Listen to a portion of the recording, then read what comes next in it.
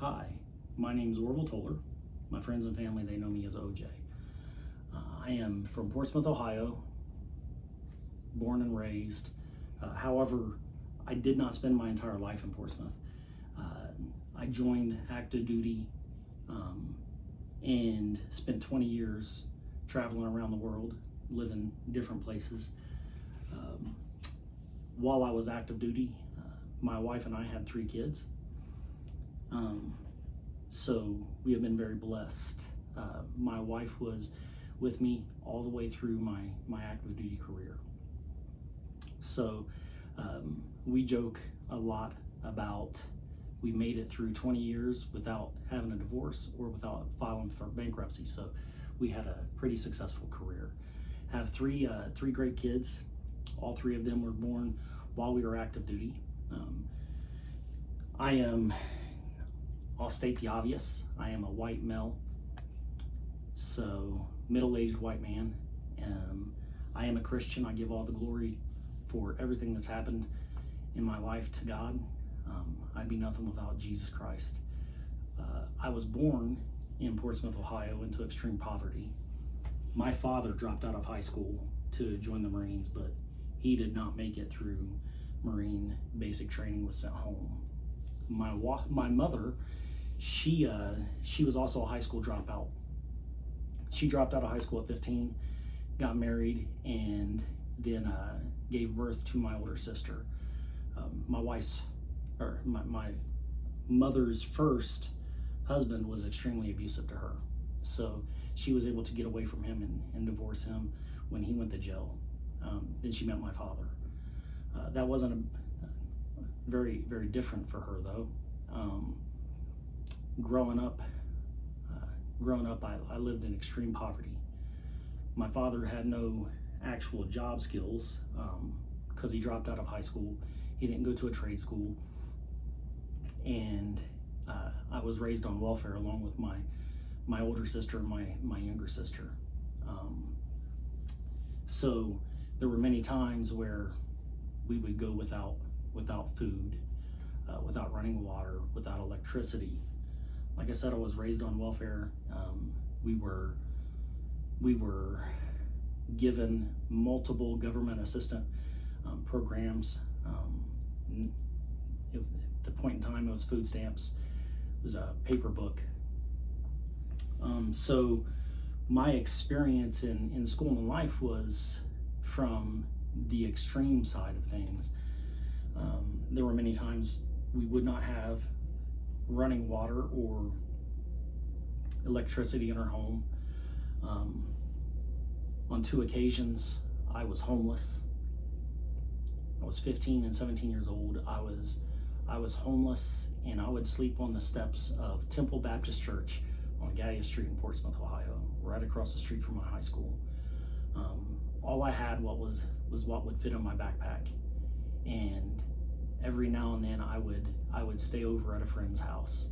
So I came from the worst of the worst. Now my father did sell drugs, and when I was 4 years old, a man shot through our front door. He tried to kill my mother for a drug deal that went bad with my father. That man went to prison. I won't say his name.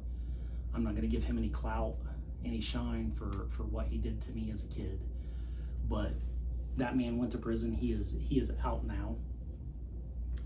But that happened just before my 4th birthday, and that's something that I still dream about some 43 years later,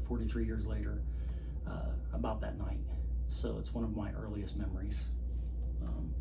So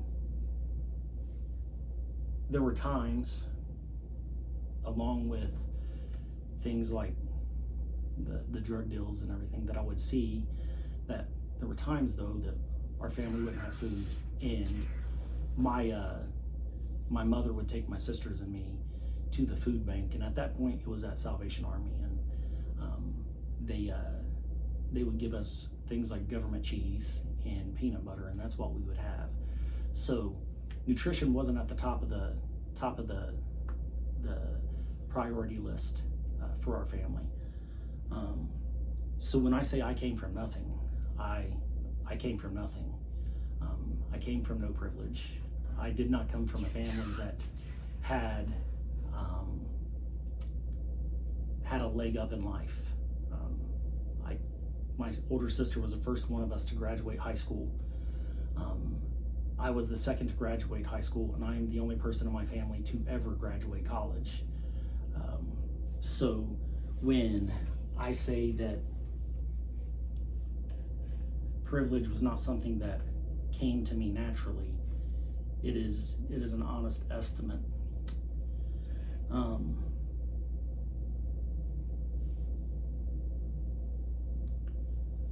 I know how fortunate I am that I came from an area where drugs were a major commodity.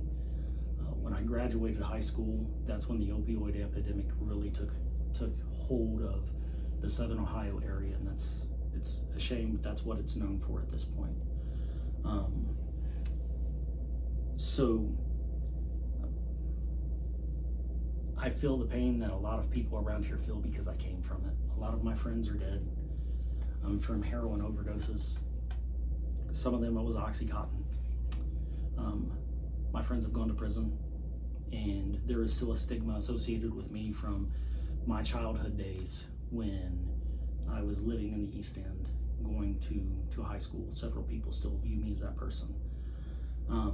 My progress, though, like I said, I graduated with multiple degrees already. This degree that I'm filming this for is for my master's in education, but I have 2 undergraduate degrees to go along with that, which I am very blessed to be able to say that I have, because I grew up, I was told that I was the stupid one. I was expected to either die or go to prison.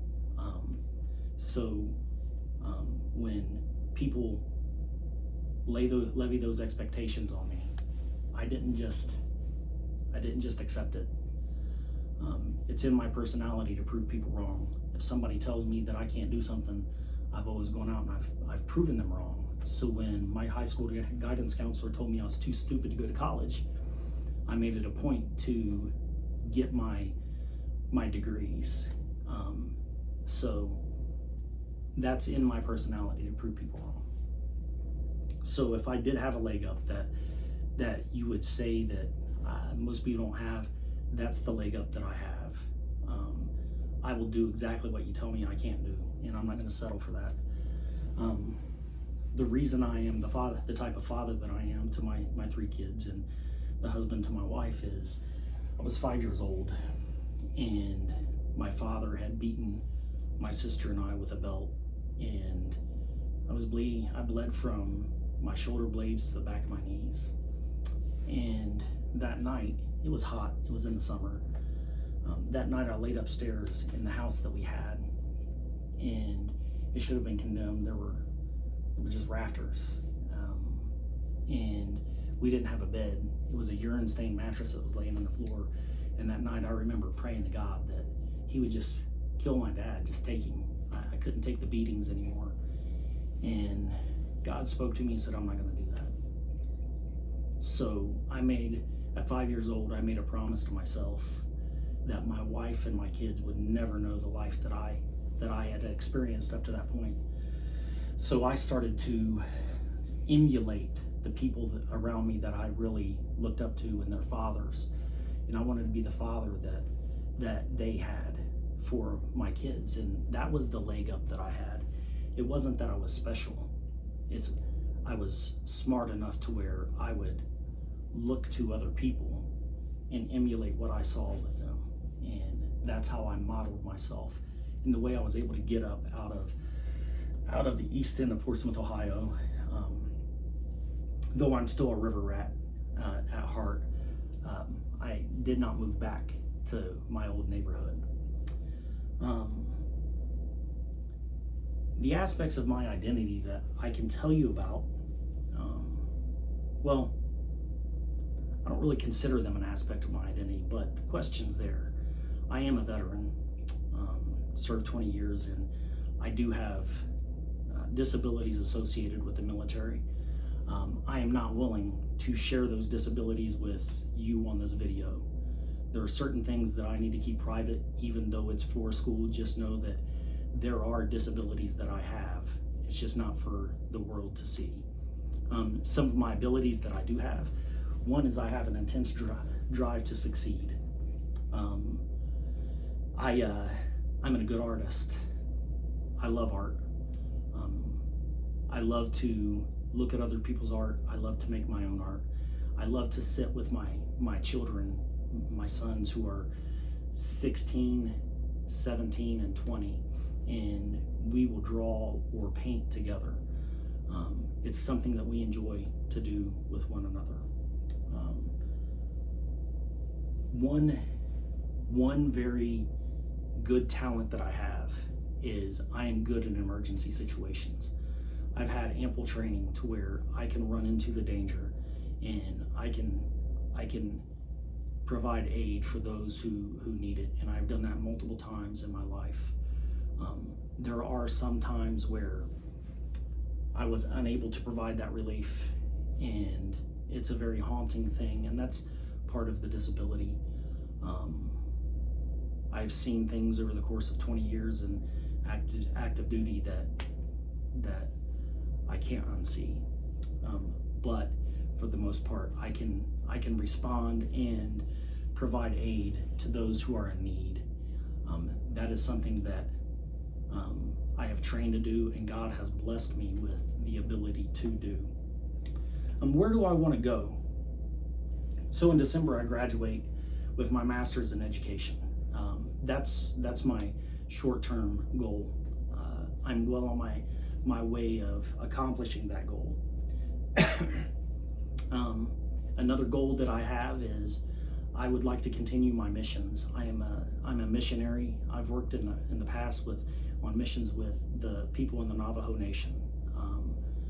So providing food, shelter, water to those people, and then trips for faith, sharing the good news, the gospel of Jesus Christ, and fulfilling the Great Commission as handed down in Matthew, the book of Matthew. So I would like to travel abroad and provide an education and work as a missionary with people in other countries, as well as the youth within this country. We have plenty of people that are in need in the United States that are in the teenage group that I have a calling to work with. Then another aspect or another thing that I would like to do is I want to go to every country in the world. I would like to visit every country in the world, experience the cultures of those countries, and give a true estimate of what Americans are like. Not the Americans that you see getting off the boat on a cruise, but the Americans that take their time and give back to the world and go and work in humanitarian relief efforts like what I have done over the course of 20 years. My goal for my career, my classroom, and for my students. My classroom is an engaging place. Every student is safe in my classroom. It doesn't matter what race the student is, what ethnicity they belong to, what sex they are, what sexual preference they have. None of that matters in my classroom. This is a foundation that I had before I walked into this course. This is a Christian foundation, a principle that was instilled in me through my time, my studies in the Bible. Some people call it the golden rule: do unto others as you'd have them do unto yourself. Well, the Bible also tells us to love our enemies, and I've had to do that in war times. So the people that are in my classroom, whether it's students, whether it's faculty members, whether it's parents, they're all treated with respect and kindness. It's just I love people enough that I will give them an honest answer. So that is a very important thing that happens in my classroom, I give an honest answer, but I do it in a kind way. Call it, in the military, we call it a good sandwich. Give them the good, the bad, close it up with something good. It's easier to swallow that way. My career at this point, my education career is not about me. I didn't decide to go into education because I need education as a career. I have been blessed enough that I am sound financially for the rest of my life, so I can go the rest of my life and make ends meet without ever having to work again another day. But if I did that, I would not be a good steward to society. So going into education is about helping those people that were like me, that need somebody to show them that there is hope in this world. So my career in education is about providing hope in the students, the generations that are behind us, because that's tomorrow's leaders, and provide them with hope when maybe they don't have somebody at home that lets them know that they're good enough, they're smart enough, and that God loves them. So I feel drawn to the high school students to make sure that they get that message. My classroom is a space that is safe for all. Now, that's not safe from getting an honest answer. I believe true love is letting somebody know when they're right and when they're wrong. And you do it in a way that is respectful, but encouraging. So it is a safe space for all, but a place that they're going to get true love, which means sometimes corrected. My classroom overall is to inspire a vision of tomorrow for the people that have no hope today. Someone did that for me. Mr. West, my senior year, was a man that did that for me. He stood up for me against my father, who was abusive. And without Mr. West, I may not be alive today. So if you ever see this, Mr. West, thank you. I want my students to move on from high school to what's going to make them happy in life, whether that's college or a trade school. I just want them to go on and be successful and happy in whatever it is in life that they choose to do beyond high school. But I want them to be able to become a productive member of society, knowing that people they love them and they're there to watch them succeed, so that they can maybe break that cycle that they've fallen into, and their kids can get out of that generational poverty that is associated with the government assistance programs like welfare. Like I said, this December I will graduate with my master's degree. So I'm excited about that. Currently I work at a high school, and I don't want to say the name of the high school that I work at because I have some research that's coming up, and I don't want to mar that research that once it's released. Currently, along with working in the high school as a teacher, I volunteer my time. It's an unpaid position as a strength and conditioning coach with high school students. I do that because I believe in fitness. If Troy Jackson, love you, Troy. If Troy Jackson had not taken young OJ, who had been kicked out of public school, had been expelled for fighting, and shown me that athletics and weightlifting and boxing could be a place where I could vent my anger, I may not be here. So that's another person that helped me. So thank you, Troy. Troy's my big brother for life, and without people like Troy giving back to me, I wouldn't be here to give back to my students. I want to continue my missions work, but I want to do that abroad, not just with the Navajo. I've been blessed to work a couple years with the Navajo down in New Mexico, Arizona, and Colorado. So the Navajo Nation, I've done quite a bit of work, but I think there's other places that I need to go. So I would like to continue that. Currently, also, I currently work as a youth pastor, youth leader at my church. I teach teenagers. I teach Sunday school, and then I run the youth program and get them out into the community, and I teach them the Bible, not necessarily from any denominational standpoint, but I teach them the gospel of Jesus Christ straight out of the Bible. So I'm proud of that work that I currently do. I believe in being a servant to the world. This is part of who I am. It's ingrained in me. That is from a standpoint of being a Christian, which is, I know I've spoke a whole lot about, but my faith is ingrained in who I am. And being Christ-like is being a servant into the world. When Jesus Christ washed the feet of his disciple, he did that as a servant. And it's a very humbling experience to wash the feet of somebody else. And if Jesus can do that, then I can be a servant to the world and show people what Jesus was truly about. So for me, it's important to be a servant within my local community, my state, my country, and throughout the world, as a representative of not just the United States of America, which I've done in the past, many occasions, but as a Christian. My students, all my students in my class, all of my students are treated with respect. They all have a platform to share their opinion with one another without the fear of scrutiny. That opinion doesn't change. The view that I have for my students, it doesn't change based on socioeconomic status. It doesn't change based on the color of their skin, their race, their ethnicity, their religion. If they're a Christian, they're Muslim, if they're atheist, if they're Buddhist, it doesn't matter. It's a safe place for all to come into our class and learn.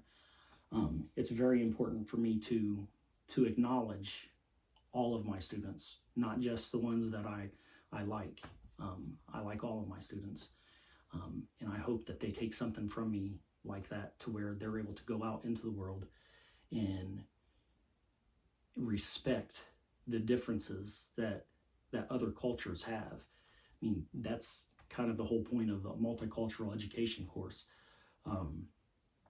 So that's something that I did throughout my military career, and I do in my classroom before I ever started this multi-educational course. Currently, I'm a school teacher in a school in a school that has less than 10 minority students. But that doesn't mean that this multicultural education class does not apply. In my school district, we have a lot of students that come from a socioeconomic challenge. Their family members are dead, high drug rate, very high poverty rate, and a lot of them are on a lot of government assistance programs. So I'm able to talk with the people and teach the people that are exactly like me when I was growing up. Many of our students have 504s or IEPs because they were born to a mother that was a drug addict, and they have some type of neurodivergent educational needs. That's of no fault of their own, but a lot of them are on educational plans. You couple the special needs that they have with the high poverty rate, and a lot of the students come from a one parent home. Many of them are being raised by their grandparents or by foster parents, so their home life is a wreck. The family nucleus is not intact, so they are looking for guidance from other people. So I get that from a lot of my students. A lot of my students, they come to me with questions that my sons have for me, and I respect the boundaries that we have as educators, but I also serve them in a capacity of a mentor, and that is very important to me. My experience as a youth, being homeless, coming from extreme poverty, coming from a home that's a broken home. My father left my mother. My father was very abusive to my sisters and me and to my mother. I can connect with a lot of these students that are in my class. So my experience in life as a youth translates very well to some of these students that have drug addict parents or parents that are in prison or not around. So my experience lends a very nurturing voice to those students that need a nurturing voice. What have I taken away from this course? So I've taken away from this course that oppression has existed for every type of person throughout history. It doesn't matter the color of your skin. Every race has been a slave at some point. The Romans took slaves. They took Slavic slaves. The Germans were slaves to the Romans. The Hebrews, they were slaves to the Persians. They were slaves to the Egyptians. Every culture has been oppressed, and every country in this world has been inhabited by another nation at one point in time. Humanity, we have treated each other poorly from the times that from the time that we started writing in tablets of our history, like the Epic of Gilgamesh. We had slaves when the Epic of Gilgamesh was written. People were horrible to each other then. We were killing each other then, just like we're killing each other now in wars, like in Ukraine. So while revisiting my childhood, I look at the extreme poverty and the lack of any type of privilege that could be offered to anybody. And in this course, I found that the word white privilege is very triggering. It's very divisive. And it's because the people that write these textbooks, they don't understand that there are people like me that exist in this country who came from zero privilege, and we had to scratch for everything. Even some of the students that are in the class in discussion boards made comments like, some people, they get ahead in life and they never mention that they had something that gave them a leg up. I had nothing that gave me a leg up. Nothing. I had to scratch and fight for everything that I had. When I was a young airman in the Air Force, I had to send my mother money because she had nothing. So nobody gave me anything. I had to earn it all. But I was very blessed by God. Very blessed by God, to where I could continue forward with a career where most people tap out.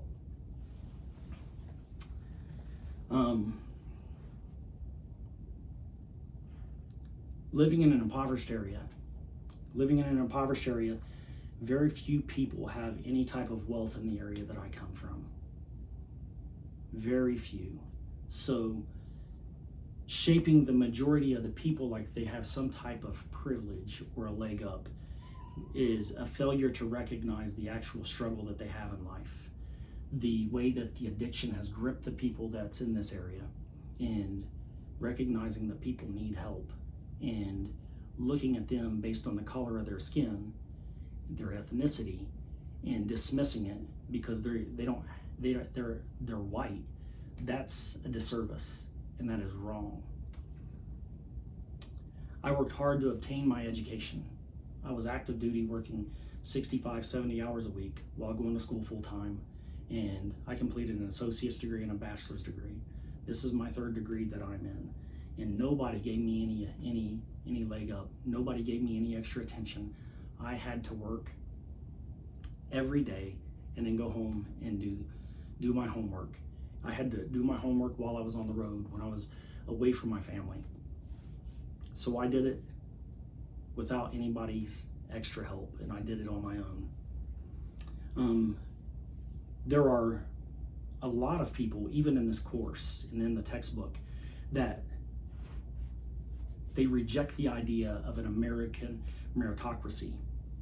Well, I am one that I can say I accept it, because I am the living embodiment of hard work paying off, putting in the time, the overtime, for you to be able to get that degree that somebody told you would never be able to accomplish, and still be a good father, and still serve active duty, and still be a good husband, and still be there for the people that needed you. So I reject the idea that hard work doesn't pay off. I've experienced the entire world, not just in this country, but I've experienced the world, and all over the world, the oppressive nature that we see. I was there to see the oppressive nature of Saddam Hussein with the Iraqi people, his own people. And I was part of taking that man out of power, and I am proud of that, because I saw true oppression there. I have also had the opportunity to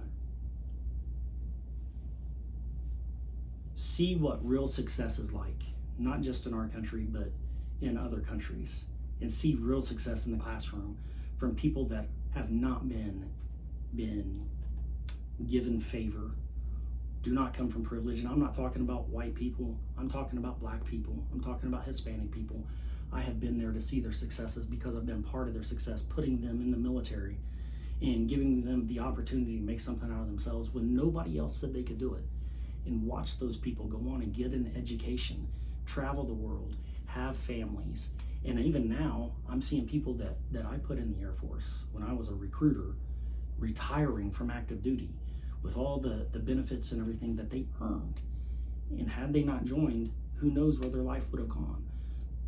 So I see America for what it truly is. It is truly the land of opportunity. And for those of you who would say that it's not, I challenge you to find another country that gives you the opportunity to make something out of yourself when you climb out of the gutter and come from the place that I came from, which was absolute nothing, and still be able to make something out of yourself. I believe that Dr. Martin Luther King Jr.'s dream, I believe it's been realized.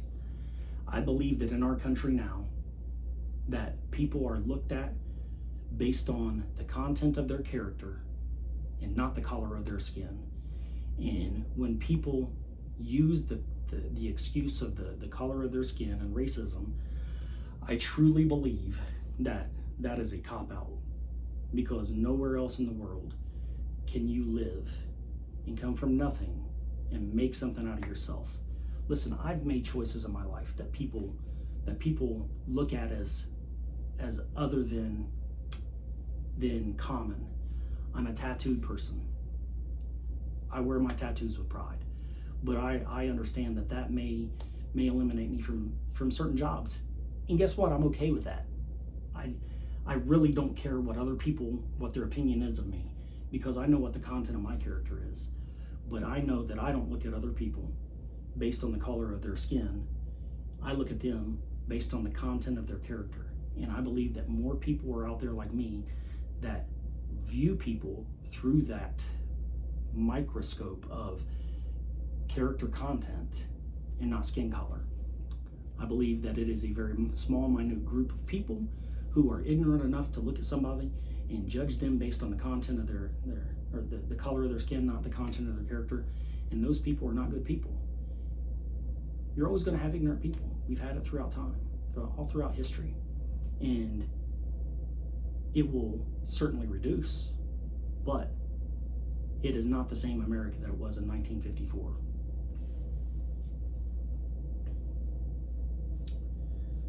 So in closing, I can say this. My life was not an easy life.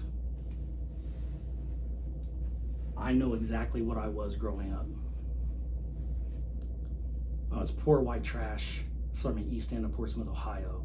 I was a river rat that lived close to the gut where the sewage enters into the Ohio River. I was not given a chance in life. because of who my family was. I was told by my family I was not the smart one, and I would probably go to prison or end up dead. I was told by a high school guidance counselor that I was too stupid to go to college.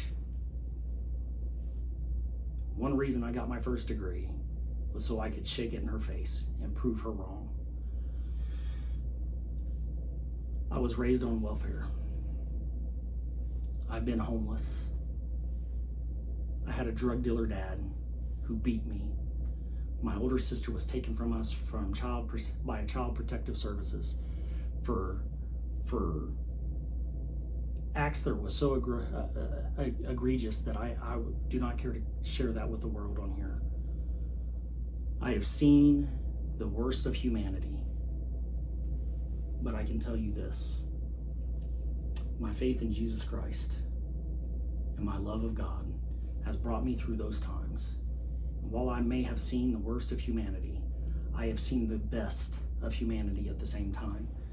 I believe that in this country, we are the greatest country in the world. You can take any statistic that you want and put it in the book that we've studied for the last 7 weeks, and you can swap the statistics for hard numbers over to percentages and make those numbers say exactly what you want it to say. And I can say that you can do this because while I was active duty, I had to do that with numbers to justify a budget. So we would use percentages when it was convenient, and we would use hard numbers when it was convenient. If you're gonna do it, use hard numbers, or just stop using numbers at all. The problem with this is we've gone astray. We're looking at people as numbers and statistics to justify positions that we want to fill. We've gotten it wrong. That's what this class has taught me. We've got it wrong. Stop looking at people as black and white and Chinese and Native American. Stop looking at people as a number and start looking at them as a mother and a brother and a sister and a father and a cousin and a friend. Stop looking at the color of their skin. That's where we've got it wrong. We're allowing classes like this to divide all of us and talk about the minute differences in us as people.